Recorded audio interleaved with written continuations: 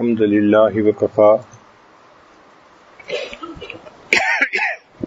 وسلام على عباده الذين اصطفى أما بعد أعوذ بالله من الشيطان الرجيم بسم الله الرحمن الرحيم أفمن كان ميتا فأحييناه وجعلنا له نور يمشي به في الناس سبحان ربك رب العزة عما يصفون وسلام على المرسلين والحمد لله رب العالمين اللهم صل على سيدنا محمد وعلى آل سيدنا محمد وبارك وسلم۔ اعمال دو طرح کے ہیں، ایک ہوتے ہیں اعمال حسنہ اور دوسرے ہوتے ہیں اعمال سیئہ۔ جو نیکی کے کام ہوتے ہیں شریعت کے مطابق، اللہ تعالیٰ کے حکم کے مطابق، نبی علیہ الصلوۃ والسلام کی سنت کے مطابق، وہ اعمال حسنہ کہلاتے ہیں، اور جہاں خلاف شریعت کام ہوتے ہیں گناہ کے، ان کو اعمال سیئہ کہلاتے ہیں۔ دونوں کے اپنے اپنے اثرات ہیں۔ جب ہم نیک کام کرتے ہیں تو ہمارے دل میں نیکی آتی ہے، نور آتا ہے، دل میں برکت آتی ہے، اثرات ہوتے ہیں۔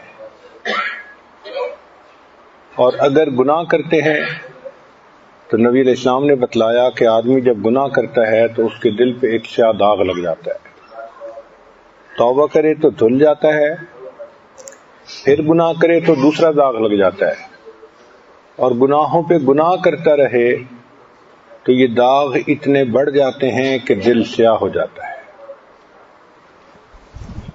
تو نتیجہ یہ نکلا کہ گناہوں سے دل سیاہ ہوتا ہے اور نیکی سے دل منور ہوتا ہے۔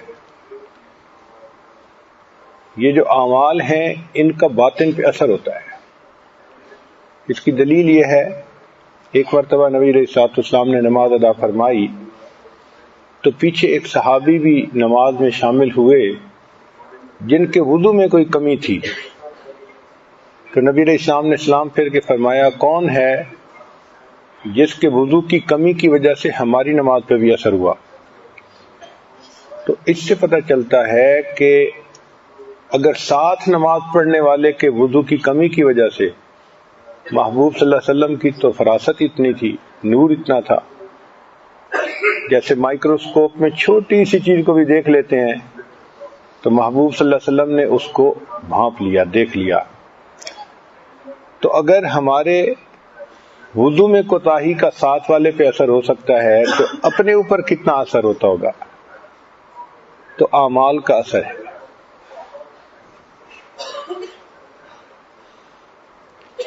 اللہ رب العزت کی نظر میں انسانوں کی تقسیم دو طرح کی ہے۔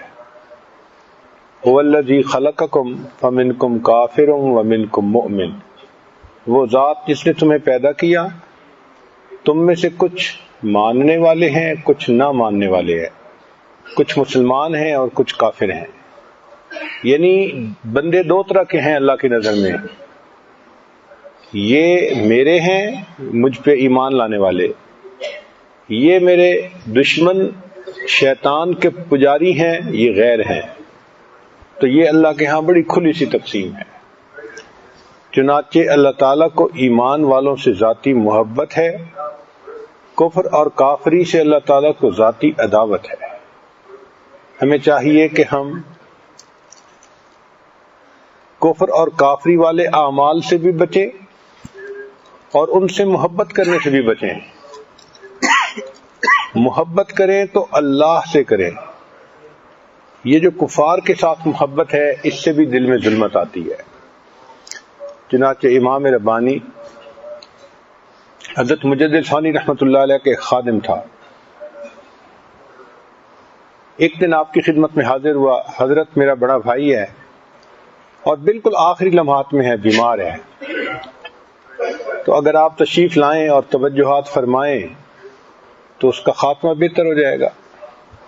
حضرت فرماتے ہیں کہ اس کی خدمت کا لحاظ کرتے ہوئے کہ اتنا عرصہ اس نے خدمت کی، میں اس کے ساتھ چلا گیا، وہاں جا کے اس بندے کو 1 گھنٹہ تک توجہ دیتا رہا، اس کے دل پہ کوئی اثر ہی نہیں ہوتا تھا، دل میں ظلمت ہی ظلمت۔ فرماتے ہیں اس پر میں بہت حیران ہوا اور اللہ تعالیٰ کی طرف متوجہ ہوا اور عاجزی اور زاری کی دعا مانگی کہ مالک کیا معاملہ ہے، اتنی توجہ اور بندے پہ اثر ہی نہیں۔ تو مجھے الہام ہوا کہ آپ جتنا مرضی توجہ کرتے رہیں اس کے دل پہ اثر اس لیے نہیں ہوگا کہ اس کے دل میں عقائد جو ہیں وہ کفار والے ہیں۔ تو اگر عقائد کفار والے ہوں اور انسان کے دل میں توجہ کا اثر نہیں ہوتا، چاہے وقت کا مجدد کیوں نہ دے رہا ہو، اللہ اکبر کبیرہ۔ ہمارے دادا پیر تھے حضرت خواجہ سعید احمد قریشی رحمۃ اللہ علیہ، حضرت سید حسین رحمۃ اللہ علیہ کے شیخ تھے۔ وہ فرماتے تھے کہ میں کبھی کبھی اپنے مریدین کی طرف توجہ کرتا تھا تو بعض قلوب سے وہ توجہ ٹکرا کر واپس آتی تھی اور مجھے آواز آتی تھی کہ ہمارے لیے اس دل میں کوئی جگہ نہیں ہے۔ توجہ کے جو نور نکلتا تھا وہ ٹکرا کے آتا تھا اور مجھے آواز آتی تھی کہ ہمارے لیے اس دل میں کوئی جگہ نہیں ہے۔ فرماتے تھے میں بہت عرصہ دعا کرتا رہا کہ یہ لوگ کون ہوتے ہیں، تو پھر اللہ تعالیٰ نے راستہ کھولا، یہ لوگ ہوتے ہیں جن کے عقیدے میں کوتاہی ہوتی ہے۔ اس لیے امام ربانی مجد لسانی رحمۃ اللہ فرماتے ہیں کہ جو شخص اللہ کو پانا چاہے سب سے پہلا کام یہ کرے اپنے عقیدے کو علماء اہل سنت والجماعت کے مطابق کرے، اکابرین علماء دیوبند کے مطابق اپنے سنت کو کرے۔ یہ سب سے پہلا قدم ہے۔ جب تک عقیدہ ٹھیک نہیں ہوگا اعمال کا فائدہ نہیں ہوگا، وہ بنیاد ہے، وہ شرط ہے، کیونکہ عقیدے کی کوتاہی انسان کو فیض سے محروم کر دیتی ہے۔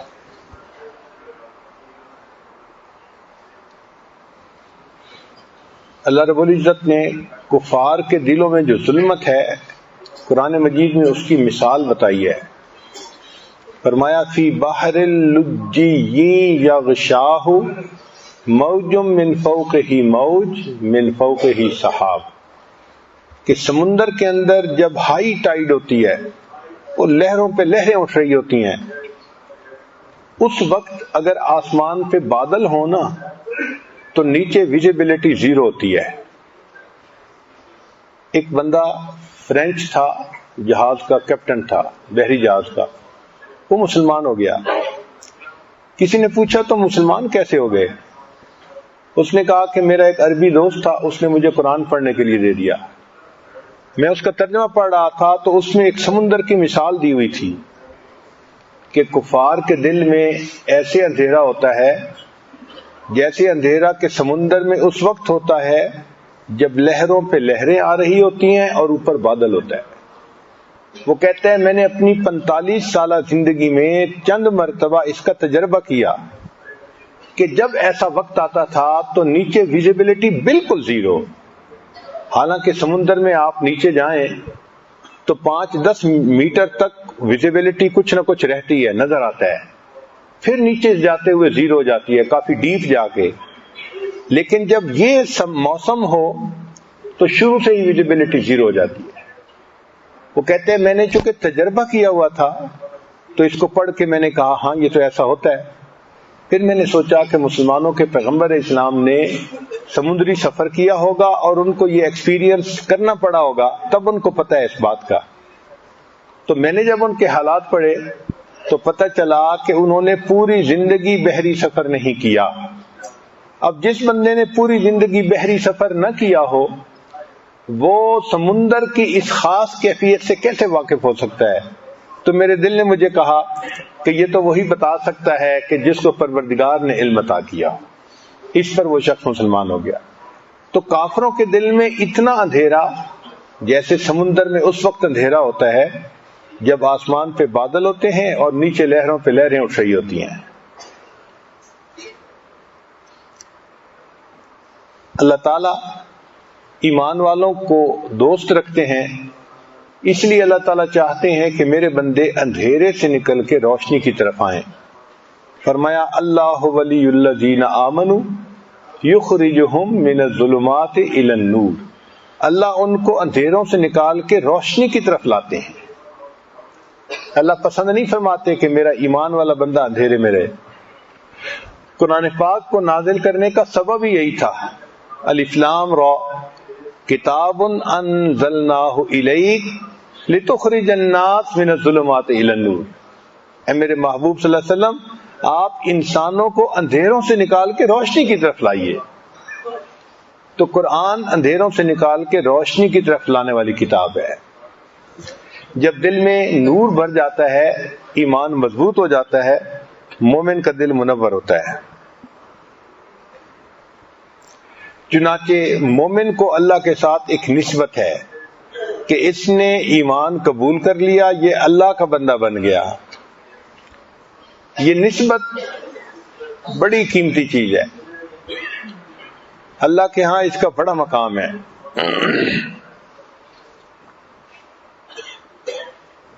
آپ ذرا غور کیجئے، دو اینٹیں تھیں، ایک ہی بھٹے میں بنی، ایک جیسی شکل تھی، ایک جیسی کوالٹی تھی، ایک جیسی قیمت تھی۔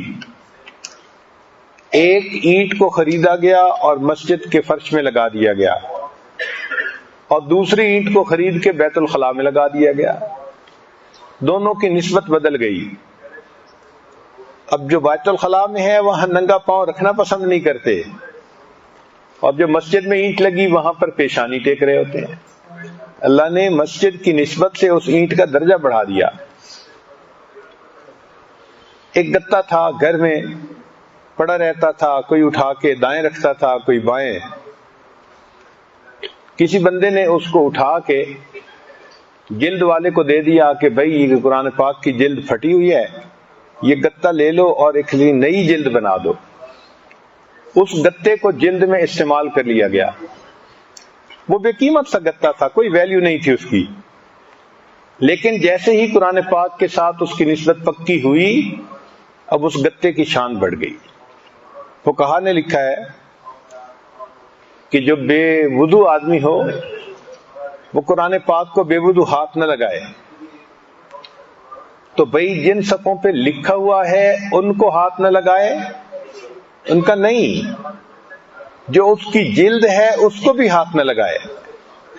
تو سوال پیدا ہوتا ہے کہ جلد پہ تو نہیں لکھا ہوا تھا قرآن پاک، وہ تو گتا ہے۔ انہوں نے جواب دیا کہ ہے تو گتا، لیکن سلنے کی وجہ سے قرآن پاک کے ساتھ اس کی نسبت اتنی مضبوط ہو گئی کہ یہ یکجان ہو گیا، اب اس کی بھی شان بڑھ گئی۔ اس گتے کو بھی بے وضو ہاتھ نہیں لگا سکتے۔ تو اب اندازہ لگائیے کہ نسبت سے گتے کی شان بڑھ گئی، نسبت سے اینٹ کی شان بڑھ گئی۔ حضرت عیسیٰ علیہ السلام، حضرت یوسف علیہ السلام کے زمانے میں جب قحط پڑا تو انہوں نے ایک دستور بنا دیا، جس گھر کے اتنے بندے ہوں ان کو اتنے بوری گندم اس ریٹ پہ دے دیا کرو۔ کیونکہ ہر وقت تو وہ خود نہیں بیٹھے ہوئے تھے، تو انہوں نے لوگوں کے ذمہ لگا دیا۔ لوگ دور دراز سے آتے تھے، ان سے گھر کے افراد پوچھے جاتے تھے اور اس کے مطابق ان کو اتنی بوریاں گندم دے دیا جاتا۔ ایک لڑکا آیا، ٹین ایجر تھا، اس نے آ کے گندم مانگی۔ جو انتظام کرنے والے لوگ تھے انہوں نے گندم دے دی۔ اس نے کہا جی مجھے اس سے زیادہ چاہیے۔ انہوں نے جواب دیا بھائی دیکھیں ہم تو ہیں روٹین اور قانون کے پابند، اگر آپ نے اسپیشل فیور لینی ہے تو حضرت یوسف علیہ السلام کے پاس جائیں، ان کے اختیار میں ہے، وہ جس کو چاہیں جتنی گندم عطا فرما دیں، وہ اپروو کر دیں گے تو ہمیں کوئی رکاوٹ نہیں۔ چنانچہ وہ بچہ حضرت یوسف علیہ السلام کے پاس آ گیا، حضرت مجھے گندم چاہیے۔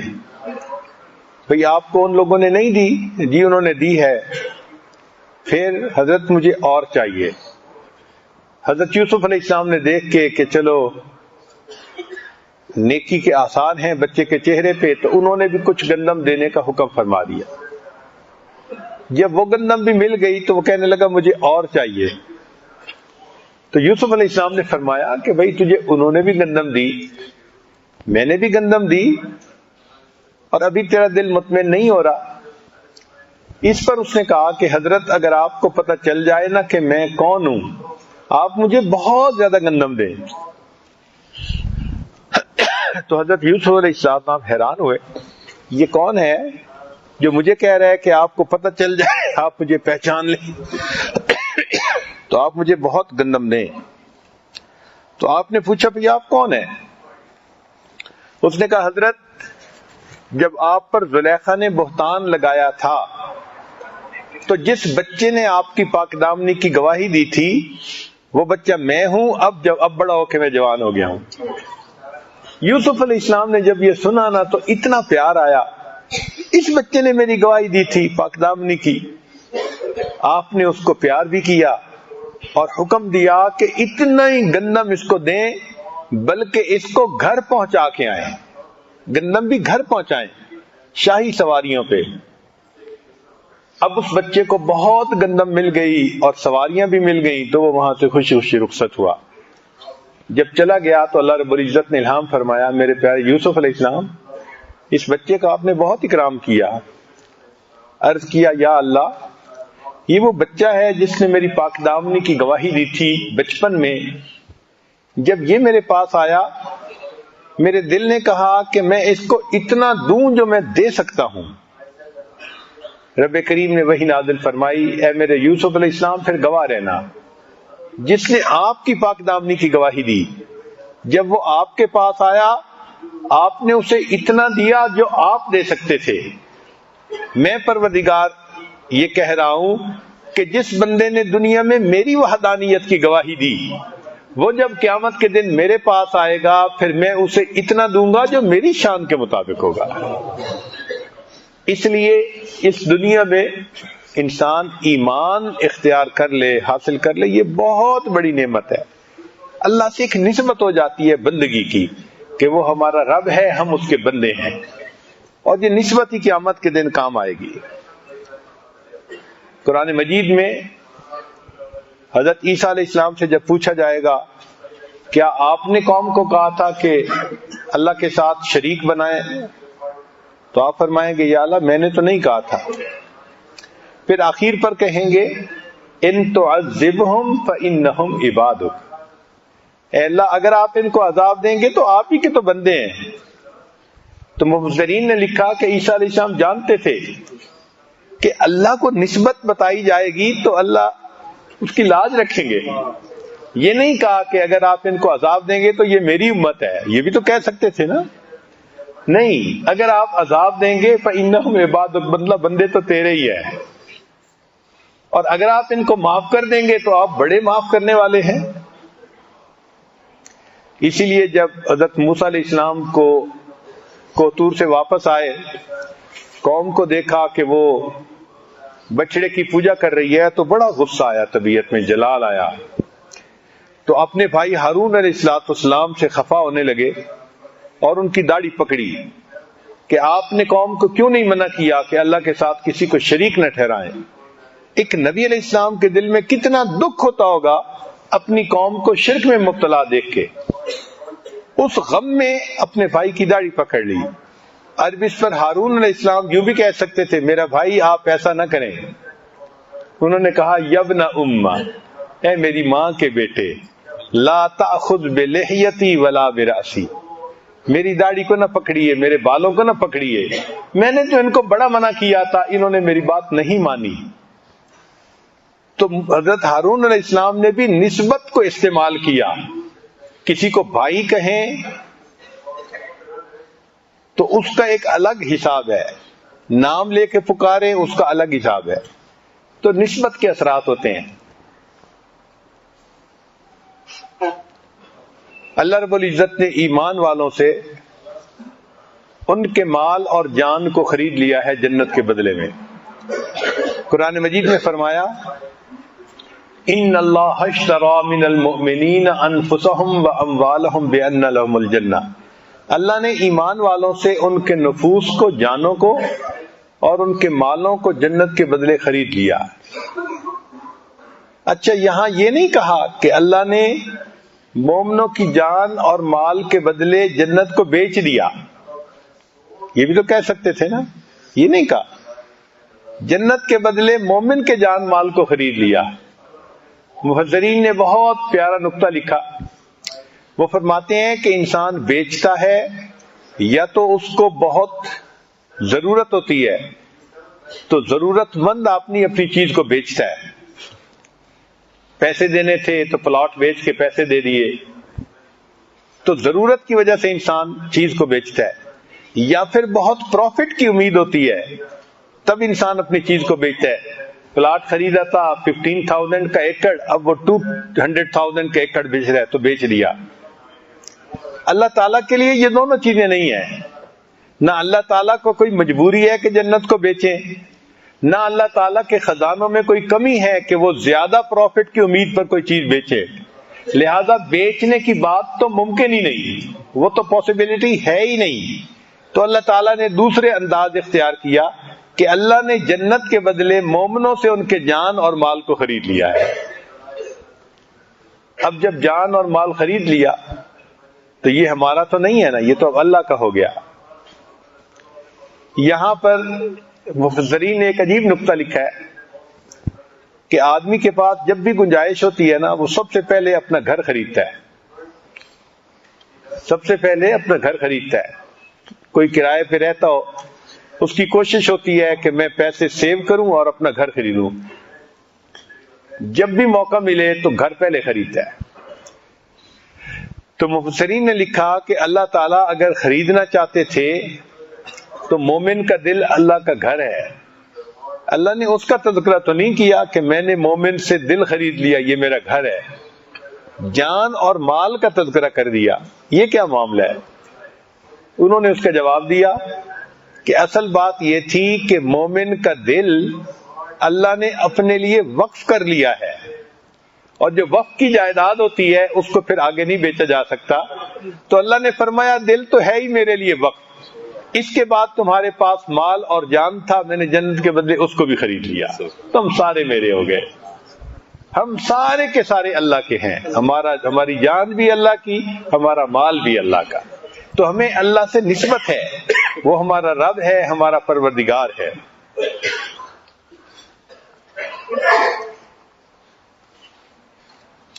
اس پر فارسی کا ایک عجیب شعر کسی نے کہا ہے، تو بعلم ازل مرادیدی، اے اللہ آپ نے اپنے ازلی علم سے مجھے دیکھا، دیدی آنکھ کے بعیب بخریدی، آپ نے مجھے میرے تمام عیوب کے ساتھ دیکھا، پھر آپ نے مجھے خریدا، جب آپ نے میرے عیبوں کو دیکھنے کے باوجود مجھے خریدا، تو بعلما ومن بعیب ہما، تو وہی علم والا میں وہی عیبوں والا، رد مکن آنچ خود پسندیدی، اللہ جس کو خود پسند کیا ہے اس کو رد نہ کیجیے، اب آپ تو خود پسند کر چکے ہیں نا۔ اور واقعی بات ایسی ہے کہ اللہ تعالیٰ اس ایمان کی نسبت کو قبول فرما لے۔ فارسی کے ایک شعر عجیب ہے، کسی نے کہا، نہ شگوفہ ام نہ برگم، نہ ثمر نہ سایہ دارم، نہ شگوفہ ہوں، نہ کوئی برگ ہوں، شاخ ہوں، نہ پھل ہوں، اور نہ میرا کوئی سایہ ہے، نہ شگوفہ ام نہ برگم، نہ ثمر نہ سایہ دارم، ہم حیر تم کے دہکاں بچے کار کشت مارا، حیران ہوں کہ مجھے دہکان نے اگایا کس لیے ہے۔ تو واقعی بات تو ایسی ہے کہ ہم اپنے آپ کو دیکھتے ہیں تو حیران ہوتے ہیں کہ یا اللہ ہم جیسے گناہگار بندے، مگر آپ نے ہمیں دنیا میں پیدا فرما دیا، لیکن یہ بھی اللہ کا ہم پر احسان ہے۔ چنانچہ نسبت کی وجہ سے شرف بڑھ جاتا ہے، عزت بڑھ جاتی ہے۔ اب ہم اللہ کے بندے بن گئے کلمہ پڑھنے کی وجہ سے، تو اللہ کے ہاں قدر ہے ایمان والوں کی۔ چنانچہ نبی علیہ السلام نے فرمایا، خیر القرون کرنی ثم الذین یلونہم ثم الذین یلونہم، سب سے بہتر زمانہ میرا زمانہ ہے، کیونکہ اس زمانے کو نبی علیہ السلام سے نسبت ہے، اور پھر جو اس کے ساتھ ملا ہوا ہے، جو اس کے ساتھ ملا ہوا ہے۔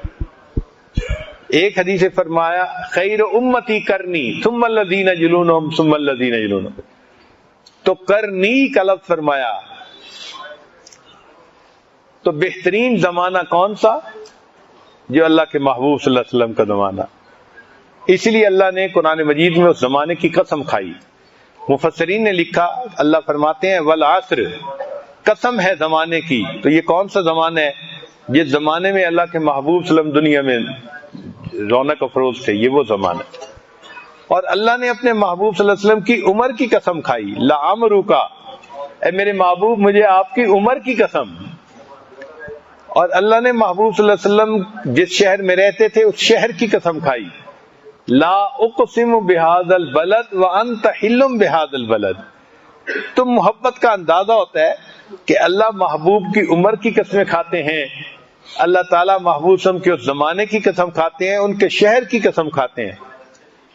تو وہ زمانہ یقیناً کائنات میں سب سے بہتر زمانہ تھا. پھر جو زمانہ اس کے ساتھ ملا ہوا، جو اس کے ساتھ ملا ہوا، چنانچہ نبی علیہ السلام کے زمانے میں صحابہ تھے، وہ سب سے افضل ہو گئے. پھر جو ان کے ساتھ ملے ہوئے وہ تابعین تھے، جو ان کے ساتھ ملے ہوئے وہ تبع تابعین تھے. چنانچہ صحابہ افضل، پھر اس کے بعد تابعین، پھر اس کے بعد تبع تابعین. یہ نسبت کی وجہ سے لاج بڑھ گئی. چنانچہ نسبت کی وجہ سے صحابہ رضی اللہ عنہم کو اللہ تعالیٰ نے ایسا مقام عطا فرمایا کہ نبی علیہ السلام نے سب کو روایت حدیث کا اجازت عطا فرمائی. نبی علیہ السلام نے فرمایا کہ تم لوگوں کو جو کچھ میں نے کہا ہے تم اس کو سنو اور دوسروں تک پہنچاؤ. نذر اللہ امرأ سمع مقالتی فوعاها ثم ادعاها كما سمعها. تو نبی علیہ السلام نے دعائیں دی. محدثین نے اس حدیث پاک کو بنیاد بنایا کہ جب نبی علیہ السلام صحابہ کو حدیث کی اجازت دے رہے ہیں، روایت کی، اب وہ جرح اور تعدیل کے تمام اصولوں سے بلند ہو گئے. کوئی بندہ ان کو تول نہیں سکتا. اب بھئی جن کو آقا صلی اللہ علیہ وسلم اجازت دیں، ہم کون ہوتے ہیں ان کو تولنے والے کہ جی حدیث روایت کر سکتے ہیں نہیں. تو جرح اور تعدیل کے سارے قانون دور صحابہ کے بعد اپلائی ہوتے ہیں، تابعین یا اس سے آگے، صحابہ پہ اپلائی نہیں ہوتے. تو صحابہ رضی اللہ تعالی عنہم، ان کو اللہ نے شان عطا فرمائی نبی علیہ السلام کی صحبت کی برکت سے. کرنی کے لفظ سے بات یاد آئی کہ جو خلفائے راشدین کا زمانہ ہے اس کی ترتیب کرنی کے لفظ میں موجود ہے. چنانچہ کرنی کا پہلا حرف کیا ہے؟ خوف. یہ صدیق کا خوف ہے. اور دوسرا ہے را، را عمر کا را. اور تیسرا ہے نون، یہ ہے عثمان کا نون. اور چوتھا ہے یا، یہ ہے علی کی یا. تمام خلفاء کے جو ناموں کے آخری حروف ہیں وہ کرنی بنتے ہیں. تو ان کی ترتیب ہی یہاں سے پتہ چل جاتی ہے کہ واقعی اللہ نے ان کی ترتیب ایسی ہی بنائی تھی. تو سب سے بہتر زمانہ نبی علیہ السلام کا زمانہ، پھر اس کے بعد جو اس سے جڑا ہوا ہے، جو اس کے بعد اس سے جڑا ہوا ہے. جو انوارات نبی علیہ السلام کے زمانے میں تھے، آپ کے پردہ فرمانے کے بعد وہ نہیں رہے. چنانچہ ایک صحابی اعلان کرتے ہیں، روایت کرتے ہیں کہ کلما دخل رسول اللہ صلی اللہ علیہ وسلم المدینہ اضاء منها کل شیء. جب نبی علیہ السلام مدینے میں تشریف لائے ہجرت کر کے، مدینہ کی ہر چیز منور ہو گئی. اور فرماتے ہیں کہ جب ہم نے نبی علیہ السلام کو دفن کیا تو اظلم منها کل شیء، ہم نے ہر چیز میں اس نور کی کمی کو آنکھوں سے محسوس کیا کہ محبوب کی موجودگی میں جو برکتیں تھیں وہ اب نہیں رہی. فرماتے ہیں کہ ہم نے نبی علیہ السلام کے کفن کی مٹی سے ابھی ہاتھ نہیں جھاڑے تھے حتی انکرنا قلوبنا، ہمیں اپنے دل کی کیفیت بھی بدلتی ہوئی محسوس ہو گئی. بھئی سورج سامنے ہو تو روشنی ہوتی ہے، اور چھپ جائے تو پھر وہ روشنی تو نہیں نہ ہوتی، اندھیرا ہوتا ہے. تو اثرات صحابہ نے ایسے محسوس کر لیے، اور یہ نیکی کا اثر یہ وقت کے ساتھ ساتھ کم ہوتا رہا اور قرب قیامت میں یہ بہت کم ہو جائے گا۔ چنانچہ آج وہ انوارات بہت کم ہیں۔ حکیم ترمذی کا ایک عجیب واقعہ ہے، اللہ تعالیٰ نے ان کو جسمانی طبیب بھی بنایا تھا اور ویسے بھی دانا تھے اور بڑے محدث تھے۔ ایک ہے امام ترمذی رحمت اللہ علیہ، جنہوں نے سنن ترمذی لکھی، وہ الگ ہیں محدث، یہ حکیم ترمذی الگ ہیں، مگر یہ بھی بڑے نیک بزرگ اللہ والے تھے اور ان کی کتابیں بھی بڑی معروف کتابیں ہیں۔ مجھے ترمذ میں ان کی جگہ دیکھنے کا موقع ملا۔ اس زمانے میں جب ابھی میڈیکل نے اتنی ترقی نہیں کی تھی، انہوں نے زمین کے اندر بیسمنٹس بنائی ہوئی تھی اور یہ وہاں جا کے لوگوں کا آپریشن کیا کرتے تھے کہ فضا کے اندر بیکٹیریا ہوتا ہے تو انفیکشن جلدی ہو جاتی ہے، ہم نیچے ایسی جگہ پہ جائیں کہ جہاں بیکٹیریا نہ ہو اور وہاں آپریٹ کریں۔ تو مٹی کے غار بنے ہوئے تھے، وہاں انہوں نے آپریشن تھیٹر بنائے ہوئے تھے۔ ایک مرتبہ ایک عورت ان کے پاس آئی جو بہت خوبصورت تھی، اس نے ان کے سامنے آ کے اپنا نقاب ہٹا دیا اور کہنے لگی کہ میں تو بہت مدت سے آپ پہ فریفتہ ہوں اور انتظار میں تھی کہ کوئی موقع ملے تو میں دل کا مدعا بیان کروں۔ اب میں نے آپ کو اکیلا دیکھا تو میں آپ کے پاس آ گئی ہوں، آپ میرا مقصد پورا کر دیں۔ جب اس نے یہ الفاظ کہے تو حکیم ترمذی رحمۃ اللہ نے کہا کہ اللہ کی بندی، اللہ سے ڈر، نہ اپنے آپ کو جہنم کی آگ میں جلا، نہ مجھے جہنم کی آگ میں جلا۔ اور یہ کہہ کے انہوں نے رونا شروع کر دیا۔ ان کو روتا دیکھ کے وہ عورت وہاں سے کھسک گئی، بات ختم ہو گئی۔ کئی سال گزر گئے، حتیٰ کہ بڑھاپا آ گیا۔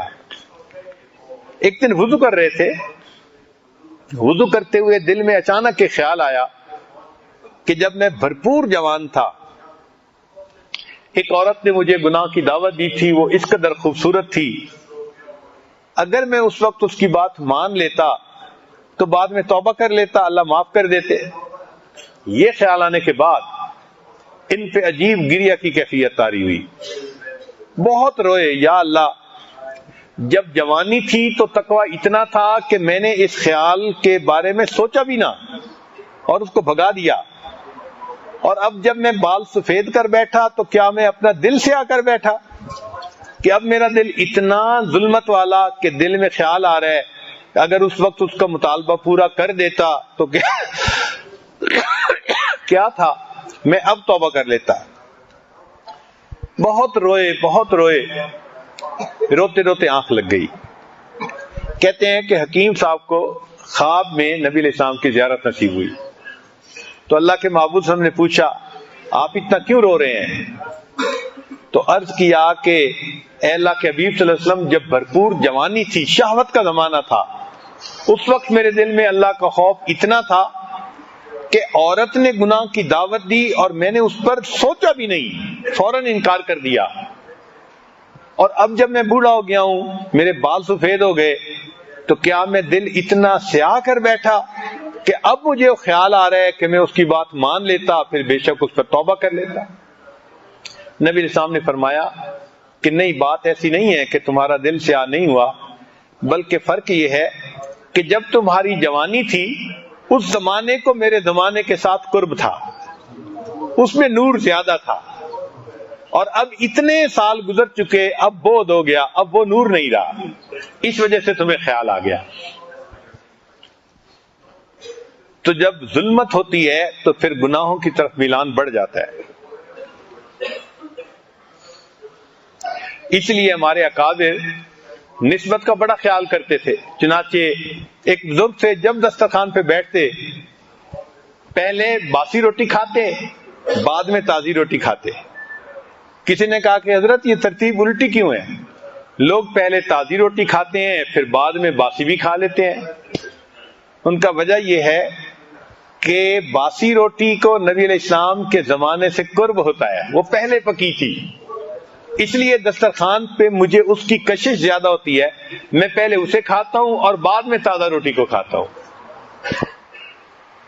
اب یہ بات ہے تو عجیب سی، لیکن نسبت کی بات ہے نا کہ قدر کتنی ہے نہیں۔ ہمارے بزرگ نسبت کی بڑی قدر فرماتے تھے،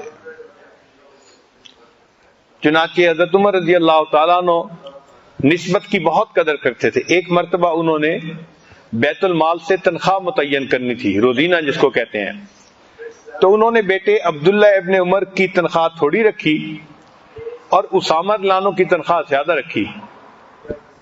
تو حضرت عمر رضی اللہ عنہ کو بڑا محسوس ہوا، میں امیر المومنین کا بیٹا ہوں، مجھے تھوڑا روزینہ اور ان کو زیادہ۔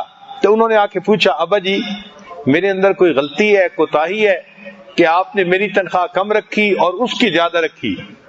تو عمر رضی اللہ عنہ نے جواب دیا کہ اصل وجہ یہ ہے کہ اسامہ کا والد زید تمہارے باپ سے اللہ کے حبیب کو زیادہ پسند تھا اور اسامہ تمہاری نسبت اللہ کے حبیب کو زیادہ پسند تھا، اس لیے میں نے اس کی تنخواہ زیادہ رکھی، تمہاری کم رکھی۔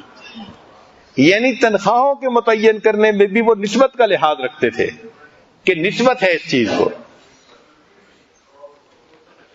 بعض اکابر کے حالات زندگی میں لکھا ہے کہ کوئی صاحب نسبت ان کے ہاں مہمان آ جاتا تھا تو اس کا کھانا جب گھر میں پکتا اور لے کے چلتے تو کھانے کو اپنے سر پہ رکھتے تھے، احترام کی وجہ سے سر پہ اٹھا کے کھانا لے جاتے تھے کہ میں ایک صاحب نسبت آدمی کو کھانا کھلانے کے لیے جا رہا ہوں۔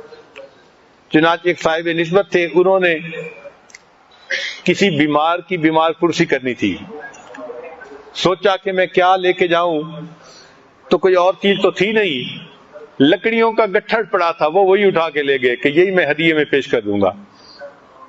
چنانچہ جب وہ لے کے گئے اور بیمار پرسی کی اور بتایا کہ جی یہ میں آپ کے لیے ہدیہ لایا ہوں، ان بزرگوں نے اتنا اکرام کیا، اپنی بیوی کو وصیت کی کہ جب میں فوت ہو جاؤں تو میرے غسل کا پانی ان لکڑیوں سے گرم کیا جائے۔ ایک صاحب نسبت یہ لکڑیاں لے کے آیا ہے، اس پانی سے غسل دینے سے بھی مجھے اللہ تعالیٰ شاید معاف فرما دیں گے۔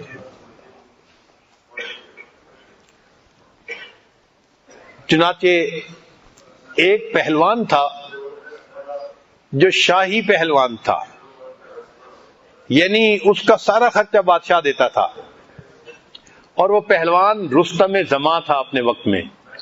جو پہلوان ہوتا اس کو بچھاڑ دیتا تھا۔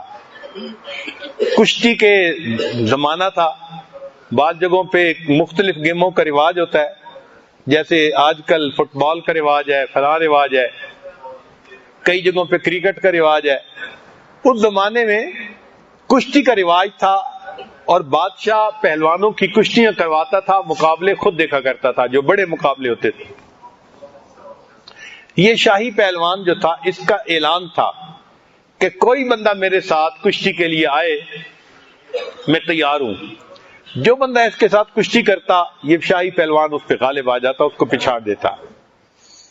چنانچہ پورے ملک میں اس کا ڈنکا بجتا تھا کہ وہ تو بڑا پہلوان ہے، انبیٹیبل بندہ ہے، اس کو کوئی نہیں پچھاڑ سکتا۔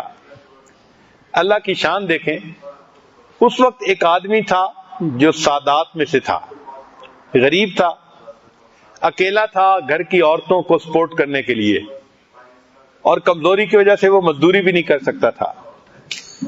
اس کو پتا چلا کہ بادشاہ نے انعام متعین کیا ہوا ہے کہ اگر اس پہلوان کو کوئی پچھاڑے گا تو میں اس کو اتنا انعام دوں گا۔ اس نے اپنے نام کی درخواست دے دی کہ جی میں اس کے ساتھ مقابلہ کرتا ہوں۔ بادشاہ نے دیکھا، اس نے کہا تم تو اتنے پتلے دبلے سے ہو، تمہیں تو وہ ایک ہاتھ سے پکڑ کے نیچے لٹا دے گا۔ اس نے کہا نہیں، آپ مقابلہ کروائیں، میں آپ کو جیت کے دکھاؤں گا۔ چنانچہ بادشاہ نے اپروو کر دیا۔ اب جب مقابلہ ہوا تو پہلوان ایک دوسرے کے ہاتھ میں ہاتھ ڈالتے ہیں، پنجہ آزمائی کرتے ہیں۔ تو جب پنجہ آزمائی ہوئی اور اس کا سر ان کے سر کے قریب ہوا، جنید کے، تو اس میں کان میں کہا کہ میں پہلوان نہیں ہوں جو آپ سے مقابلہ کرتا، میں تو صرف اس لیے مقابلہ کر رہا ہوں کہ مجھے کچھ انعام ملے، میرے گھر کی عورتیں فاقے میں ہیں اور میں سادات میں سے ہوں. آپ اگر گر جائیں گے تو آپ کو نقصان نہیں ہوگا, میرا فائدہ بہت ہو جائے گا. اب جنید کے دل میں خیال آیا ساری عمر کی عزت بنی ہوئی ہے اور بادشاہ میرا سارا خرچہ اٹھاتا ہے, لیکن دل نے کہا کہ اس نے نبی علیہ السلام کی نسبت کو پیش کیا ہے کہ میں سادات میں سے ہوں. چنانچہ اس کے ساتھ کشتی کرنے لگے اور تھوڑی دیر میں خود ہی زمین پہ لیٹ گئے. وہ آدمی سینے پہ چڑھ بیٹھا کہ میں نے ان کو گرا دیا. بادشاہ نے کہا نہیں, کوئی وجہ بن گئی ہوگی, دوبارہ کشتی کرواتے ہیں. دوبارہ کشتی ہوئی تو پھر جنید بغدادی چت ہو گئے اور وہ جیت گیا. بادشاہ کو اتنا غصہ آیا کہ اس نے جنید کو بلایا اور کہا کہ میں نے اتنا پیسہ تمہارے اوپر خرچ کیا اور تمہیں اس پتلے سے بندے نے گرا دیا. میرا دل چاہتا ہے کہ جوتوں کا ہار تمہارے گلے میں ڈالوں اور پورے شہر میں تمہیں رسوا کروں. جنید نے وہ ساری ذلت برداشت کی. گھر گئے, بیوی کو حال بتایا. بیوی نے کہا کہ آپ نے تو ساری عمر کی عزت ہی خراب کر دی نیچے گر کے, آپ کو ایسا نہیں کرنا چاہیے تھا. یہ بہت اداس ہوئے کہ بیوی بھی یہ کہہ رہی ہے اور باہر بھی ذلت بہت ہوئی تھی, اور اسی حال میں سو گئے. کہتے ہیں جب سو گئے تو خواب میں ان کو نبی علیہ السلام کی زیارت نصیب ہوئی. تو جنید نے کہا اے اللہ کے حبیب صلی اللہ علیہ وسلم, ایک بندے نے آپ کی نسبت کو پیش کیا تھا, میں نے اس کا لحاظ کیا اور میں نے ساری زندگی کی عزت کو داؤ پہ لگا دیا. بادشاہ نے کہا کہ میں جوتوں کے ہار تمہارے گلے میں ڈالوں گا اور تمہیں رسوا کروں گا. تو جب یہ کہہ کے یہ روئے تو اللہ کے حبیب صلی اللہ علیہ وسلم نے دلاسا دلایا, فرمایا اچھا نسبت کی وجہ سے تم نے عزت کو قبول کیا ہے, ہم تمہیں ایسی عزت دیں گے کہ پورے جہان میں تمہارے نام کا ڈنکا بجا دیں گے. یہ وہ پہلوان تھا جنید جس کی زندگی بدلی, اور آج ہم اس کو جنید بغدادی رحمت اللہ علیہ کہتے ہیں. اولیاء کی دنیا کے پہلوان بن گئے. تو نسبت کی قدر کرنے سے اللہ رب العزت کی رحمتیں آتی ہیں. چنانچہ کعب احبار رحمت اللہ علیہ بڑے عالم تھے یہود کے, اسلام لے آئے. اب ان کو ڈبل ثواب ملے گا, ایک پہلے نبی پہ ایمان لانے کا اور ایک نبی علیہ السلام پہ ایمان لانے کا, ڈبل ثواب ملے گا ان کو قیامت کے دن. تو کعب احبار رحمت اللہ علیہ کا عمل ایک اور بزرگ نقل کرتے ہیں, وہب بن منبہ رحمت اللہ علیہ. وہ فرماتے ہیں کہ میں نے کعب احبار کو قریب سے دیکھا, وہ تیز تیز چل کے مسجد کی طرف آتے تھے, لیکن اگلی صف میں جا کر بیٹھنے کی بجائے پچھلی صف میں جہاں جگہ ملتی وہی نماز پڑھ لیتے تھے. عام دستور تو یہ ہے کہ آدمی کو اگر ذرا موقع ملے تو پہلی صف میں پہنچے کہ ثواب وہاں زیادہ ہوتا ہے. تو یہ باہر سے تو تیز تیز آتے تھے, جب مسجد میں آ جاتے تھے تو پچھلی صف میں ہی بیٹھ کے نماز پڑھ لیتے تھے. وہ کہتے ہیں ایک مرتبہ میں نے پوچھا کعب احبار رحمۃ اللہ سے, حضرت آپ کے اس عمل کی کیا وجہ ہے؟ تو انہوں نے فرمایا کہ میں نے پہلی کتابوں میں اس امت کی نشانیاں پڑھی, اور ان میں سے ایک میں نے یہ بات بھی پڑھی کہ اس امت میں اللہ کے بعد ایسے بھی مقبول بندے ہوں گے کہ جب نماز پڑھیں گے تو جتنے لوگ ان کے پیچھے کھڑے ہوں گے اللہ ان سب کی دعاؤں کو قبول فرما لیں گے, ان سب کی نمازیں قبول فرما لیں گے. تو جب میں مسجد میں آ جاتا ہوں تو میں آخری صف میں اس لیے پڑھتا ہوں کہ ہو سکتا ہے مجھ سے آگے کی صف میں کوئی اللہ کا مقبول بندہ ہو جس کی وجہ سے اللہ میری بھی نماز کو قبول فرما لے. نسبت کی لاج. حضرت شاہ عبد العزیز رحمت اللہ علیہ نے لکھا ہے کہ نسبت کی 3 قسمیں ہوتی ہیں, نسبت کی 4 قسمیں ہوتی ہیں. ایک ہوتی ہے نسبت انعکاسی, منعکس ہونا. یہ ایسے ہے کہ جیسے ایک آدمی سردی کے موسم میں آگ کے پاس بیٹھے تو اس کو گرمی لگتی رہتی ہے, لیکن جب تک آگ کے پاس رہے گا یہ انعکاسی حرارت لگتی رہے گی. جیسے ہی دور ہوا تو حرارت ختم, پھر ٹھنڈ لگے گی. یہ انعکاسی نسبت ایسے ہوتی ہے. چنانچہ کسی بھی اللہ والے کی صحبت میں آئیں، جتنی دیر بیٹھیں گے اتنی دیر اللہ سے دل کا تعلق جڑا ہوگا، دل میں سکون ہوگا، دل میں اطمینان ہوگا۔ یہ ان کی صحبت کی برکت ہوتی ہے کہ دل پرسکون ہو جاتے ہیں ان کے پاس۔ یہ نسبت انعکاسی ہوتی ہے۔ جب تک ان کی صحبت میں رہیں نیکی کی باتیں کرتے رہتے ہیں، جب صحبت سے اٹھ کے گھر آ جائیں تو پھر وہی غفلت کی زندگی۔ یہ سب سے کمزور نسبت ہے، نسبت انعکاسی۔ ایک ہے نسبت القائی، القاء کر دینا۔ اس کی مثال یوں سمجھیں، ایک آدمی آگ کے پاس بیٹھا تھا، اس نے اس آگ سے اپنا چراغ جلا لیا۔ جب چراغ جلا لیا، اب یہ آگ سے دور بھی چلا جائے، اس کے اپنے پاس آگ ہے، اگر یہ بڑھائے تو یہ اپنی آگ پھر جلا سکتا ہے، پہلی آگ کا محتاج نہیں رہا۔ یہ نسبت القائی ہوتی ہے۔ یہ ان لوگوں کو ملتی ہے جو شیخ کے پاس رہ کے محنت کرتے ہیں اور ان کے دل میں نور کی اتنی مقدار آ جاتی ہے کہ اگر وہ دور بھی چلے جائیں اس نور کی برکت سے وہ نیکی کے اوپر جمے رہتے ہیں، استقامت کی زندگی گزارتے رہتے ہیں۔ اس کی ایک اور مثال کہ ایک دریا تھا جس میں پانی بھرا ہوا تھا، ایک بندے نے دریا سے نہر اپنے باغ تک نکال لی۔ اب جب باغ تک نہر آ گئی تو پانی اس کے باغ میں پہنچ گیا۔ تو ایک نسبت ہے نسبت انعکاسی، اور دوسری ہے نسبت القائی، اور تیسری ہے نسبت اصلاحی۔ نسبت اصلاحی یہ ہوتی ہے کہ ایک بندہ شیخ کی صحبت میں رہے، شیخ اس کو اسباق کروائے، دین کی محبت اس کے دل میں ڈالے، اور ایک وقت آئے کہ شیخ اس کو نسبت کی بشارت دے دے، تو یہ نسبت اصلاحی ہوتی ہے، چونکہ شیخ نے اس کی تربیت کی ہوتی ہے، روک ٹوک کی ہوتی ہے۔ دیکھیں ہمارے مربی شیخ ہوتے ہیں، وہ تربیت کرتے ہیں۔ صحابہ کرام کے مربی نبی علیہ السلام تھے، اس لیے نبی علیہ السلام صحابہ کو روک ٹوک کرتے تھے، سمجھاتے تھے یہ کرنا ہے یہ نہیں کرنا، ایسے کیوں کیا، ایسے کرتے۔ تو صحابہ کے مربی کون؟ نبی علیہ السلام، اور نبی علیہ السلام کے مربی کون؟ اللہ تعالیٰ۔ اللہ تعالیٰ نے نبی علیہ السلام کی تربیت فرمائی۔ چنانچہ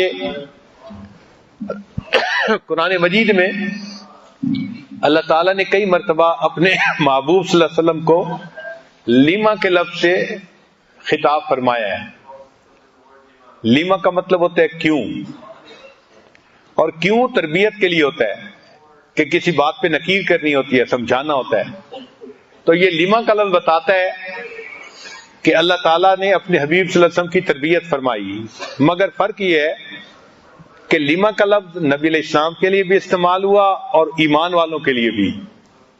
فرق یہ ہے جہاں نبی علیہ السلام کے لیے استعمال ہوا، اللہ تعالیٰ نے یہ پہلے مغفرت کی خوشخبری دے دی یا بعد میں مغفرت کی خوشخبری دے دی، کیونکہ اللہ تعالیٰ جانتے تھے کہ نبی علیہ السلام کے قلب میں خشیت الہی اتنی ہے، اگر مغفرت کی خوشخبری کے بغیر لیما کے لفظ سے خطاب کر دیا تو دل برداشت نہیں کر سکے گا، اس لیے فرمایا عفا اللہ عنک لما اذنت لہم، اللہ آپ کو معاف کر دے، آپ نے ان کو کیوں اجازت دی۔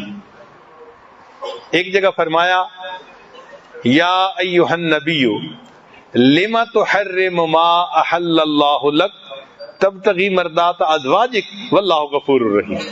تو کہیں پہلے مغفرت اور کہیں بعد میں مغفرت، لیما کے لفظ کے ساتھ مغفرت کی بشارت ضرور دے دی۔ ایمان والوں کا تذکرہ آیا تو وہاں مغفرت کی بشارت نہیں، کھری کھری سنا دی، لما تقولون ما لا تفعلون کبر مقتا عند اللہ ان تقولوا ما لا تفعلون، کہ اللہ کو یہ بات بڑی ناپسند ہے، اب سیدھے ہو جاؤ گے تو ہم تمہیں سزا سے بچا دیں گے، اور اگر سیدھے نہیں ہوگے تو ہم پھر تمہارے ساتھ نمٹ لیں گے۔ تو صحابہ کے مربی اللہ کے محبوب صلی اللہ علیہ وسلم، اور صحابہ نے پھر تابعین کی تربیت کی، تابعین نے تبع تابعین کی، اور امت میں یہ سلسلہ اوپر والوں سے نیچے والوں میں چلتا رہا۔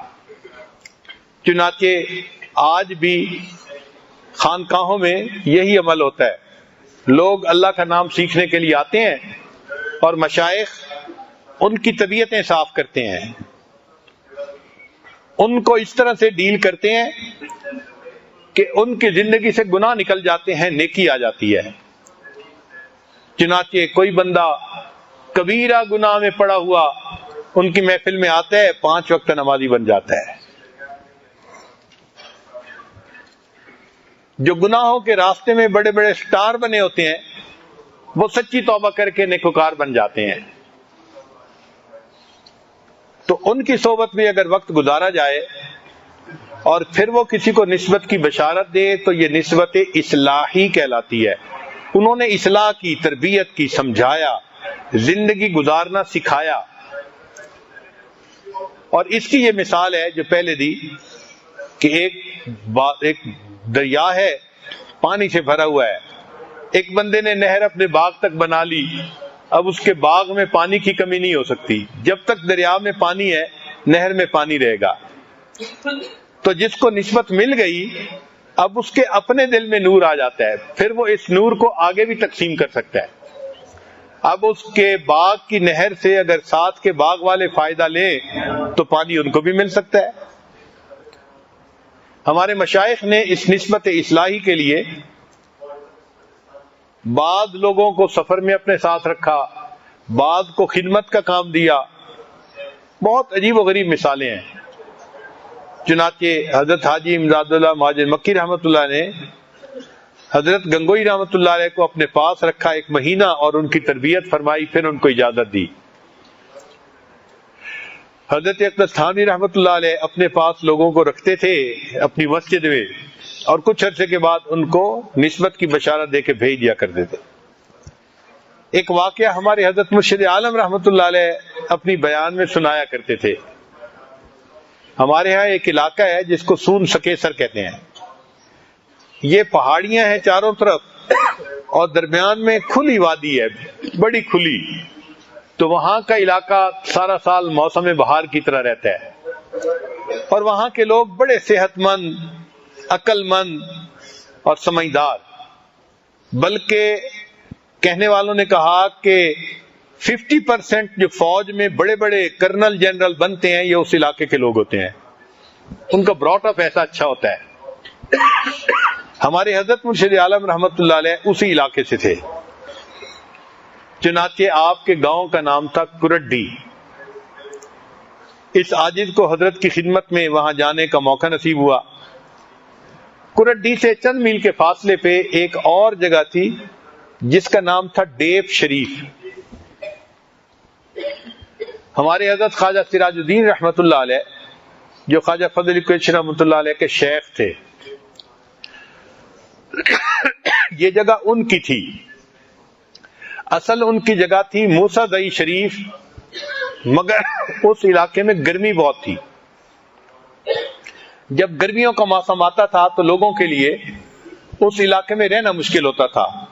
اس زمانے میں بجلی بھی عام نہیں تھی، پنکھے بھی نہیں تھے، تو بجلی کے پنکھے نہ ہو، ٹھنڈا پانی نہ ہو تو گرمی کتنی ستاتی ہے۔ تو ایک بندہ تھا جس کی یہاں زمین تھی، پہاڑ تھا اور پہاڑ کے ساتھ اس کی زمین تھی، اس نے کوئی 100 ایکڑ زمین یا اس سے زیادہ حضرت کو ہدیہ کر دی۔ حضرت آپ یہاں پر اپنی خانقاہ بنائیں، جب گرمی کا موسم ہو تو آپ اپنے مریدوں کو یہاں بلا لیا کریں، یہاں گرمی میں بھی ٹھنڈک ہوتی ہے تو وہ لوگ گرمی سے بھی بچ جائیں گے اور ٹھنڈک میں جو گرمیاں ہوتی ہیں یہاں گزاریں گے اور اللہ اللہ سیکھیں گے۔ چنانچہ حضرت خواجہ سراج الدین رحمت اللہ علیہ نے اس کو قبول فرما لیا۔ آپ گرمی میں وہاں تشریف لے جاتے تھے، سردیاں آتی تو واپس اپنے علاقے میں آ جاتے تھے۔ حضرت کا ایک خادم تھا، بالکل جاہل تھا، اس کا نام تھا پھتو۔ اصل ماں باپ نے نام رکھا تھا فتح علی، مگر جاہل لوگ تھے تو فتح علی کا لفظ جو تھا وہ بگڑتے بگڑتے فتو بن گیا، ہر کوئی اسے فتو کہتا تھا۔ صحت اچھی تھی، مضبوط انسان تھا اور حضرت کا عاشق صادق تھا۔ چنانچہ وہ بھی خدمت میں وہاں آ کے لگ گیا۔ اب ایک دن وہ حضرت کے پاس آیا اور کہنے لگا کہ حضرت یہ جو پہاڑ کے نیچے دریا ہے نا، یہ پیچھے سے بہتا ہوا آ رہا ہے، تو اس کا جو وڈتھ ہے وہ تھوڑی سی ہے، جہاں آپ کی زمین شروع ہوتی ہے وہاں سے ٹرن لیتا ہے، اور ٹرن لینے کی وجہ سے یہ پھیل جاتا ہے، گہرائی کم ہو جاتی ہے، پھیلاؤ بہت ہے، اور آپ کے 100 ایکڑ میں سے بہت سارے ایکڑ پانی کے نیچے آ گئے ہیں، نہ فصل ہو سکتی ہے نہ کچھ اور۔ اگر یہ پہاڑ کاٹ دیا جائے نا تو پانی کا رخ بدل جائے گا اور وہ پھر چوڑائی میں کم ہو جائے گا، تو آپ کی بہت ساری زمین ریکلیم لینڈ بن جائے گی، اور اس پر ہم گندم اگائیں گے، اور جب گندم زیادہ ہوگی تو زیادہ لوگوں کو دعوت دیں گے کہ وہ آئیں اور اللہ اللہ سیکھیں۔ اس زمانے میں یہ جو پتھر توڑنے والی مشینیں یہ نہیں ہوتی تھی، جس کو بچے کہتے ہیں مرغا مشین، پہاڑ توڑتی ہے۔ چنانچہ اس زمانے میں پہاڑ کو بندوں کا توڑنا یہ بڑا مشکل کام تھا۔ حضرت نے فرمایا ہے تو بہت اچھا آئیڈیا، حضرت بس آپ نے اجازت دے دی، میں پہاڑ کو توڑتا ہوں۔ اب وہ بندہ پہاڑ کو توڑنے پہ آمادہ ہو گیا، اکیلا اپنی کدال لی اور جا کے چٹانوں کو توڑ رہا ہوتا۔ کتنا توڑ سکتا تھا؟ ایک دن میں تھوڑا سا توڑا، دوسرے دن تھوڑا سا توڑا، اور وہ تو پورا پہاڑ تھا نا۔ اب جو اسے دیکھتا اسے دیوانہ کہتا، پاگل کہتا، لیکن یہ محبت کے اندر واقعی پاگلوں والا کام کر رہا تھا۔ لگا رہا، ایک دن ایسا آیا کہ اس نے چٹان کو جو توڑا تو واقعی دریا کا رخ بدل گیا، اور بہت ساری ریکلیم لینڈ جو تھی وہ حضرت کو مل گئی۔ اس پر لوگ بھی حیران ہوئے اور حضرت کو بھی خوشی ہوئی۔ چنانچہ جو لینڈ ملی اس پہ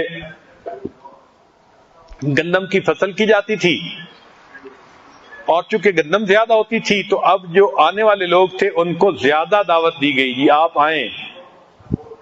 جب لوگ آ گئے تو ان کی رہائش کا انتظام، فتو نے کہا کہ حضرت ان کے لیے کمرے بنا دیتے ہیں مہمانوں کے لیے۔ چنانچہ حضرت نے کمرے بنانے کا ارادہ کر لیا۔ 4-5 مستری تھے جن کو بلایا، بھئی یہاں پر خانقاہ کے لیے کمرے بنا دو تاکہ مہمان آئیں گے اور یہاں رہیں گے۔ اب 4-5 مستری تھے، ان کے ساتھ ہر مستری کے ساتھ عام طور پہ 2 بندے ہوتے ہیں، تو 10 مزدور ہونے چاہیے تھے۔ فتو نے کہا حضرت اتنے مزدور رکھنے کی کیا ضرورت ہے، بس 1-2 مزدور اور رکھ لیں اور میں ہوں جو صحیح، میں بھی ساتھ کام کروں گا۔ اب وہ فتو گارا بھی بناتا اور مستریوں کو گارا پہنچاتا بھی صحیح، اور اتنا وہ محنت سے کام کرتا کہ 4-5 مستری فارغ نہیں رہتے تھے۔ حضرت دیکھتے کو حضرت کا دل خوش ہوتا کہ بھئی اتنا طلب والا اتنا مجاہدہ کر رہا ہے۔ اب فتو کیا کرتا تھا کہ جب وہ کام کرتے تھے تو ان کو گارا دیتا تھا، جب وہ کام بند کر کے ریسٹ کرنے چلے جاتے تھے تو فتو ریسٹ نہیں کرتا تھا، یہ اس وقت میں نیا گارا بنا لیتا تھا تاکہ مستری آئیں گے تو مستریوں کا وقت ضائع نہ ہو۔ چنانچہ دوپہر کے وقت مستریوں نے دوپہر کے کھانے کے لیے چھٹی کی، اور فتو جو تھا وہ ایک مٹی کا ڈھیر تھا جس کا گارا بنانے میں لگ گیا۔ چنانچہ یہ اپنی کمر تک اس گارے کے اندر اترا ہوا ہے اور اپنے ہاتھ سے کسی سے لگا رہے اور پسینہ پسینہ ہوا ہے۔ دوپہر کا وقت ہے، سب لوگ آرام کر رہے ہیں۔ اللہ کی شان کے حضرت خواجہ سراج الدین رحمۃ اللہ علیہ نے اس وقت کھڑکی سے جھانک کے دیکھا تو دیکھا کہ فتو اکیلا، پسینہ بھی بہہ رہا ہے اور کسی چلا کے وہ گارا بنا رہا ہے۔ تو طلب جس کی ہوتی ہے وہ رائے گاہ نہیں جاتی، اللہ بڑے قدردان ہے۔ شیخ کے دل کی کیفیت ایسی بنی کہ دل چاہا کہ اس کو بلاؤں اور ابھی نسبت منتقل کر دوں۔ چنانچہ حضرت نے بچے کو بھیجا کہ جاؤ فتو کو بلا کے لاؤ۔ بچہ آیا اور اس نے آ کے فتو کو بتایا کہ حضرت نے آپ کو یاد کیا ہے۔ فتو تو ڈر گیا کہ مجھ سے کوئی غلطی ہو گئی جو مجھے طلب کر لیا گیا۔ کہنے لگا کہ حضرت سے عرض کریں میں ابھی غسل کر کے کپڑے بدل کے حاضر خدمت ہوتا ہوں۔ بچے نے جا کے بتا دیا۔ حضرت نے فرمایا کہ نہیں، جس حال میں ہے اسی حال میں میرے پاس آ جائے۔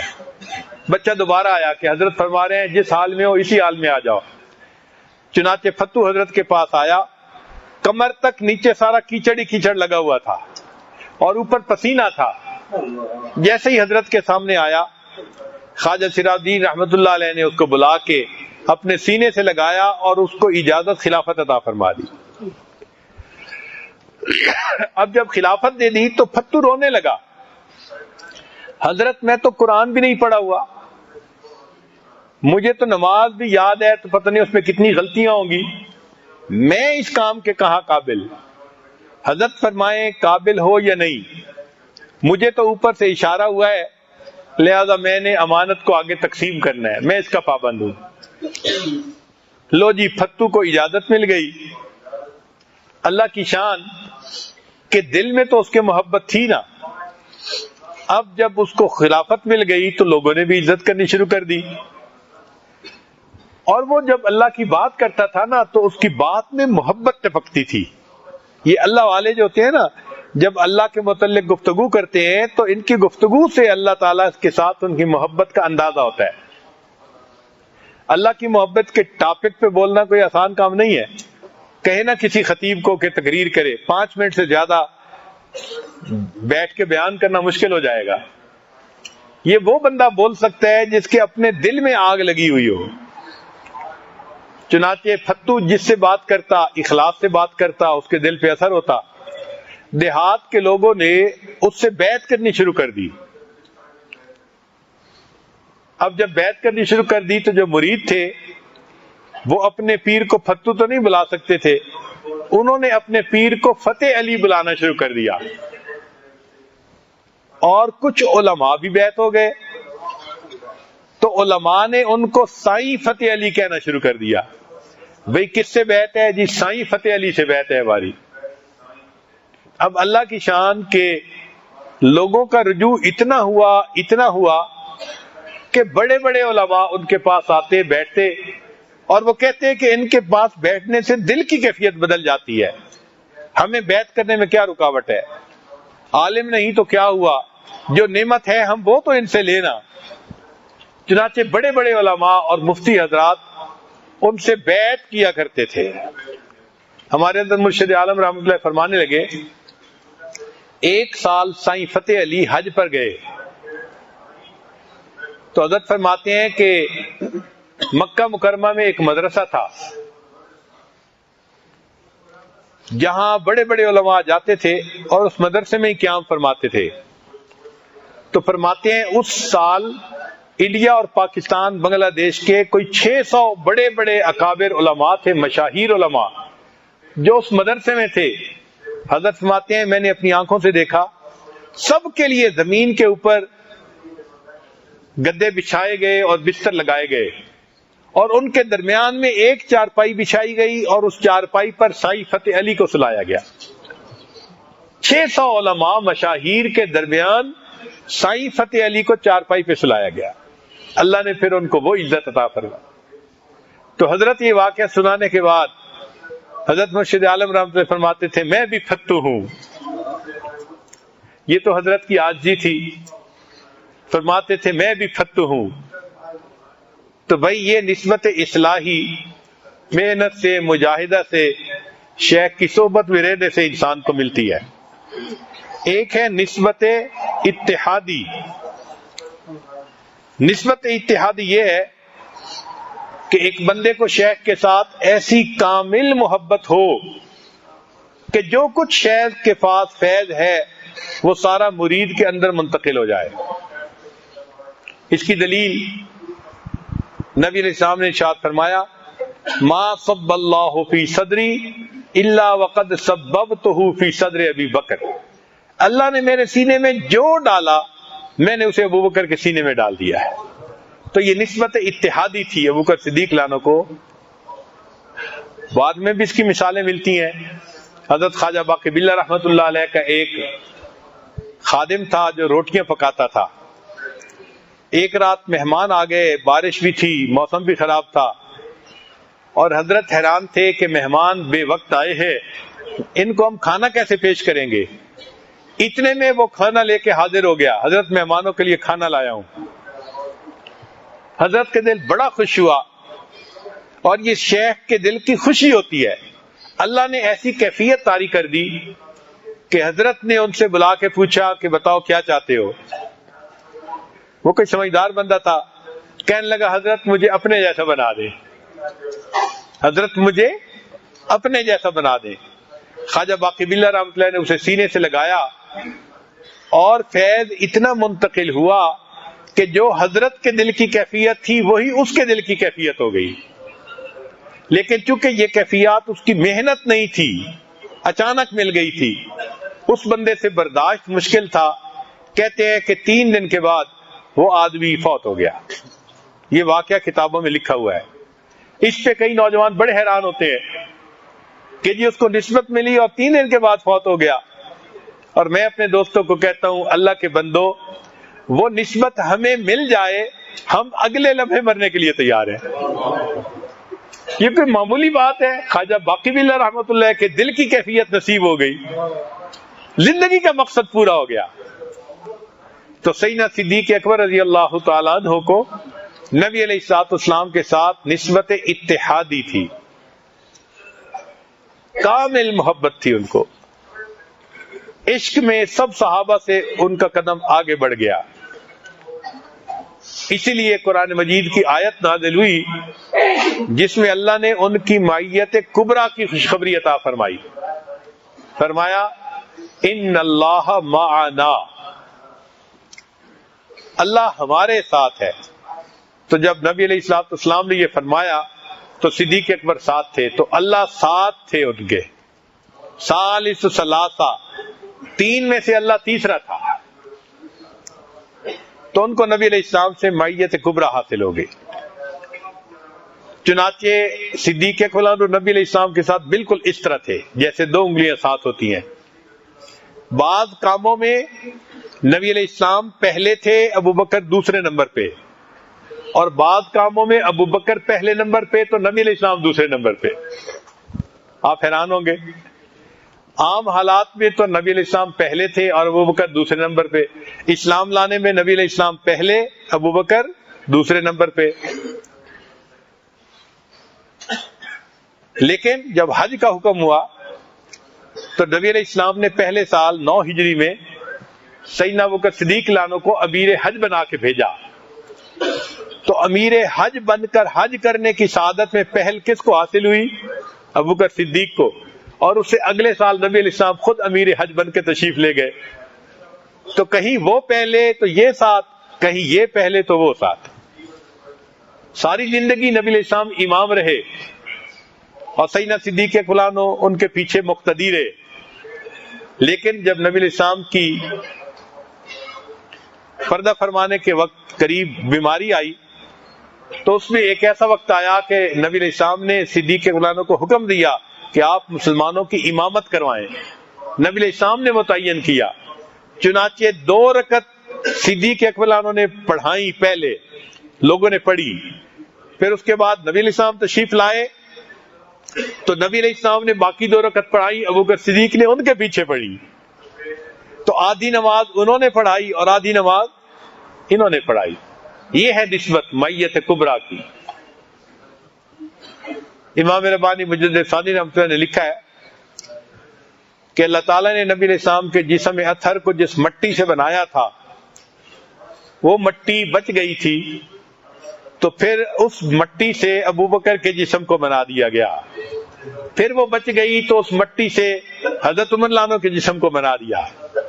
اور وہ فرماتے ہیں کہ اس کی دلیل یہ ہے کہ جہاں کا خمیر ہوتا ہے وہ خاک وہیں پہنچتی ہے، پہنچی وہیں پہ خاک جہاں کا خمیر تھا۔ وہ کہتے ہیں کہ ابو بکر عمر کی مٹی نبی علیہ السلام کی مٹی ہی سے لی گئی تھی، اسی لیے جب وفات ہوئی اللہ تعالیٰ نے ان کو نبی علیہ السلام کے قدموں میں دفن ہونے کی سعادت عطا فرمائی، گنبد خضرا میں دفن ہونے کی سعادت عطا فرمائی۔ یہ معیت کبریٰ کہلاتی ہے۔ چنانچہ نبی علیہ السلام کو لوگ نام سے نہیں پکارتے تھے، یا محمد ایسے نہیں پکارتے تھے صحابہ، یا رسول اللہ، فداک امی و ابی، یا نبی اللہ، یوں پکارتے تھے۔ تو نبی علیہ السلام کے نام میں اللہ کا نام شامل تھا پکار میں۔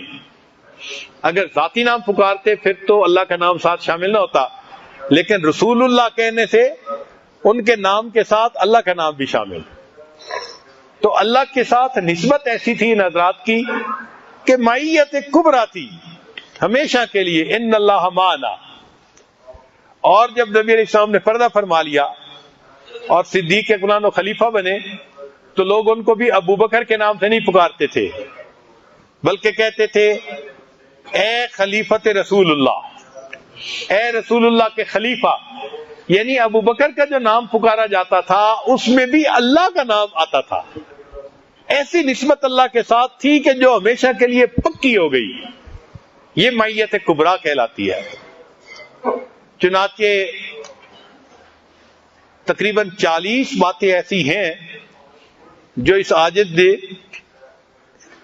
نسبت والی کتاب میں نقل کی ہے کہ نبی علیہ الصلوۃ والسلام کے ساتھ ابوبکر صدیق لانو کی بالکل ان میں مشابہت تھی، ہر لحاظ سے مشابہت تھی۔ نبی علیہ السلام کے جسم عطر سے خوشبو آتی تھی، اور عمر لانو روایت کرتے ہیں، بلکہ انس لانو فرماتے ہیں ما شممت مسکم ولا عطرا، کہ میں نے نہ مشک کا ایسی خوشبو دیکھی نہ عنبر کی جو نبی علیہ السلام کے مبارک پسینے میں خوشبو آیا کرتی تھی۔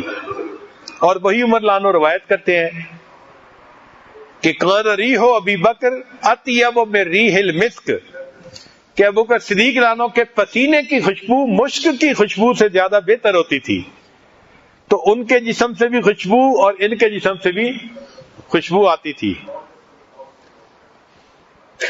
چنانچہ بدر کے میدان میں قیدیوں کے ساتھ کیا کرنا ہے، جو مشورہ نبی علیہ السلام کا تھا وہی مشورہ سیدہ صدیقہ اکبر کا تھا۔ مشورے میں بھی یکسانیت تھی۔ جب صلح حدیبیہ ہوئی، جو مشورہ نبی علیہ السلام کا تھا کہ صلح کر لینی چاہیے وہی مشورہ ابوبکر صدیق لانو کا تھا، جبکہ عمر لانو کا مشورہ کچھ اور تھا۔ تو ہر میدان میں ابوبکر صدیق نبی علیہ السلام کے ساتھ ہیں، ہجرت کا سفر ہوا تو بھی ساتھ ہیں۔ یہ معیت کبریٰ ہے، ہر معاملے میں ساتھ۔ پھر اور دیکھیے کہ نبی علیہ الصلوۃ والسلام کی جو وفات ہوئی اس کا ظاہری سبب کیا بنا۔ خیبر میں ایک یہودی عورت نے گوشت میں زہر ملا کے وہ کھلا دیا تھا، جس کی زہر کا اثر وفات کے وقت ظاہر ہو گیا تھا۔ تو گویا ظاہری سبب زہر بنی، اور سیدنا صدیق اکبر کے وفات کا بھی ظاہری سبب زہری بنی۔ نبی علیہ السلام کی عمر مبارک 63 سال اور ابوبکر صدیق لانو کی عمر مبارک 63 سال۔ جہاں وہ دفن ہوئے وہاں ابوبکر صدیق بھی دفن ہوئے، تو ایک جیسے حالات ہے۔ حیرت کی بات یہ ہے کہ یہ نسبت اللہ کو اتنی پسند تھی کہ جو باتیں بندے کے اختیار میں نہیں ہوتی اللہ میں ان میں بھی یکسانیت عطا فرما دی تھی۔ ایک تو ہوتا ہے نا اختیار میں ہو تو بندہ ہمت سے کر لے، جو اختیار میں نہیں تھی وہ ان میں بھی یکسانیت بخشی۔ مثلا نبی علیہ السلام کی صاحبزادی سیدہ فاطمہ الزہرا رضی اللہ تعالیٰ عنہا، ان کی زندگی پر مشقت گزرتی تھی، گھر کے سارے کام خود کرتی تھی، روٹیاں بناتی تھی، جھاڑو دیتی تھی، برتن دھوتی تھی، اور ان کی ساری زندگی غربت میں گزری ہے۔ حضرت علی لانو پر ساری زندگی زکوٰۃ فرض نہیں ہوئی، اس لیے کہ فالتو مال تھا ہی نہیں، کبھی جو آتا تھا خرچ کر دیتے تھے اللہ کے راہ میں، لہذا پوری زندگی زکوٰۃ دینے کا موقع نہیں آیا۔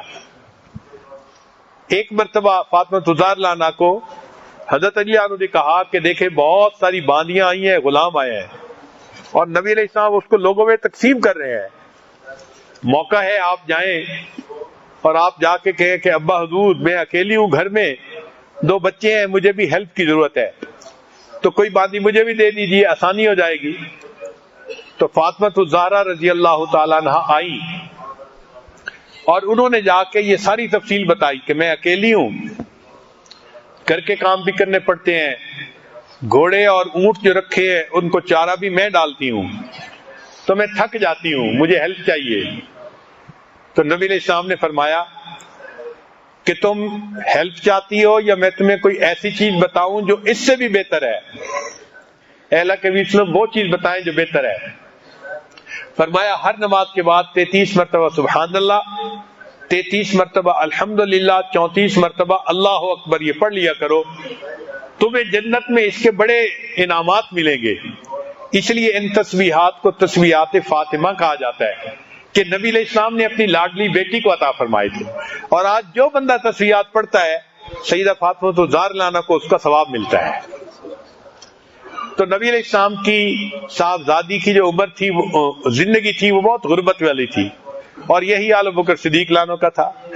ان کی ایک بیٹی تھی اسماء رضی اللہ تعالیٰ عنہ, ان کی شادی ہوئی تھی حضرت زبیر لانو سے, اور ان کے ہاں بھی غربت تھی, وہ بھی سارے کام خود کرتی تھی, اور جانوروں کو کھجور کی گٹھلیاں پیس کر کھلایا کرتی تھی. ان کے ہاتھوں میں بھی گٹے پڑ گئے تھے, اور ایک مرتبہ نبی علیہ السلام نے دیکھا کہ وہ اپنے سر پہ نا بوجھ اٹھا کے لا رہی تھی. تو نبی علیہ السلام کا دل تو چاہا کہ میں ان کو کہوں کہ بھئی میری سواری پہ بیٹھ جائے, اونٹ ہے تو آسانی سے پہنچ جائے گی, مگر نبی علیہ السلام نے ایسا نہیں کیا. بعد میں زبیر لانو کو کہا کہ مجھے تمہاری غیرت آئی کہ تم اس کو غیرت محسوس نہ کرو کہ میں نے آپ کی بیوی کو ایسی بات کیوں کہی, ورنہ میرا دل چاہتا تھا کہ میں ان کو اپنی سواری پہ بٹھا لوں, خود پیدل چل پڑوں. تو اتنی غربت تھی, یہاں بھی غربت تھی اور وہاں بھی غربت تھی. پھر اس سے آگے دیکھیے کہ اولاد کی آگے اولاد, نبی علیہ السلام کے نواسے سیدنا حسین لانو کے ساتھ کیا ہوا کہ ان کو ان کے کئی رشتہ داروں کے ساتھ بالآخر شہید کر دیا گیا, 73 بندوں کے ساتھ. پہلے ان کے رشتہ داروں کو شہید کیا گیا اور آخر پہ سیدنا حسین لانو کو شہید کیا گیا. اور یہی معاملہ ادھر پیش آیا. اسماء لانا کا ایک بیٹا تھا جس کا نام تھا عبداللہ ابن زبیر لانو, چنانچہ حجاج بن یوسف کے ساتھ مقابلہ ہوا مکہ مکرمہ میں, وہی ہوا کہ ان کے جو ساتھی تھے پہلے ان کو شہید کیا گیا, اور آخر پہ حضرت عبداللہ ابن زبیر لانو کو شہید کیا گیا. پھر جب سیدنا حسین لانو کو شہید کیا گیا تو ان کی لاش مبارک کئی دن تک وہاں پڑی رہی تھی, اور عبداللہ ابن زبیر لانو کے ساتھ بھی وہی ہوا. جب ان کو شہید کیا گیا تو ان کی لاش کئی دن تک پھانسی پہ لٹکی رہی تھی.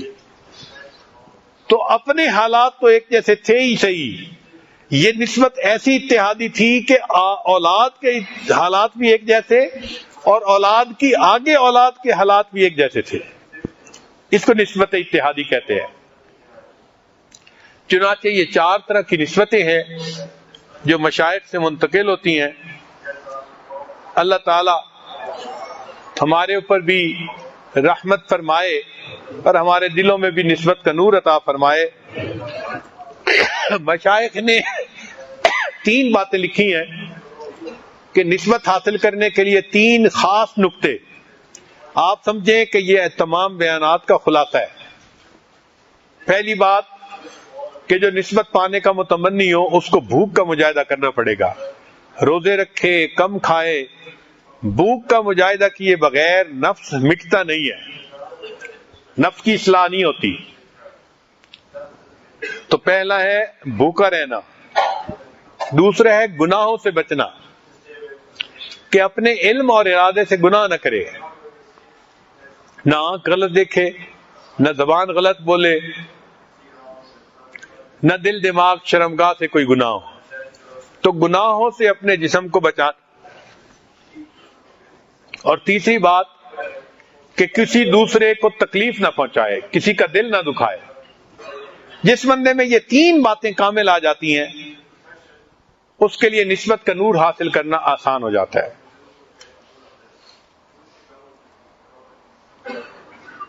شیخ کی حیثیت تو ایک ڈاکیے کی مانند ہوتی ہے, جیسے پوسٹ مین آتا ہے تو جو ڈاک آئی ہوتی ہے وہ پکڑا کے چلا جاتا ہے، اپنا دخل نہیں ہوتا۔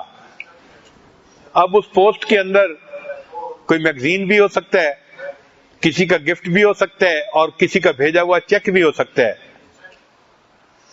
ڈاک کیا ہے؟ یہ تو بھیجنے والوں کا معاملہ۔ اسی طرح شیخ کا معاملہ کہ جو اللہ تعالیٰ ارادہ فرماتے ہیں، شیخ ڈاکیہ بن کے وہ نسبت آگے پہنچا دیتا ہے۔ ان اللہ یأمرکم ان تؤدوا الامانات الی اہلہا، اللہ تمہیں اس بات کا حکم دیتا ہے کہ تم امانت کو ان کے اہل کے سپرد کرو۔ تو مشائخ تو چاہتے ہیں کہ لوگ دل کو سنواریں اور نسبت کا نور پائیں، ان کی تو نیت ہوتی ہے، تو کیوں نہیں ملتی نسبت؟ دل میں کھوٹ ہوتا ہے، اپنا دل ٹھیک نہیں ہوتا، دل کا برتن صاف نہیں ہوتا، اور جب تک دل کا برتن صاف نہیں ہوگا اس میں دودھ نہیں ڈالا جا سکتا۔ اگر برتن میں نجاست لگی ہوئی ہو تو کوئی اس میں دودھ ڈالے گا؟ نہیں ڈال سکتے۔ تو مشائخ دعائیں کرتے ہیں، سمجھاتے ہیں، اللہ کے بندو دل کو صاف کر لو تاکہ یہ نسبت حاصل کرنے کے قابل ہو جائے۔ اس لیے یہ مجاہدہ، یہ اعتکاف، یہ ذکر، یہ ساری محنتیں اسی لیے ہیں کہ ہم اپنے دل کو صاف کر لیں۔ حال دل جس سے میں کہتا کوئی ایسا نہ ملا، حال دل جس سے میں کہتا کوئی ایسا نہ ملا، بت کے بندے تو ملے اللہ کا بندہ نہ ملا۔ جس کو دیکھو بت کا بندہ، نفس کا پجاری، نفس کا پجاری، نفس کا پجاری۔ اللہ کرے کہ ہم اللہ کے بندے بن جائیں تاکہ ہمارے دلوں میں بھی نسبت کا نور آ جائے۔ وآخر دعوانا ان الحمد للہ رب العالمین۔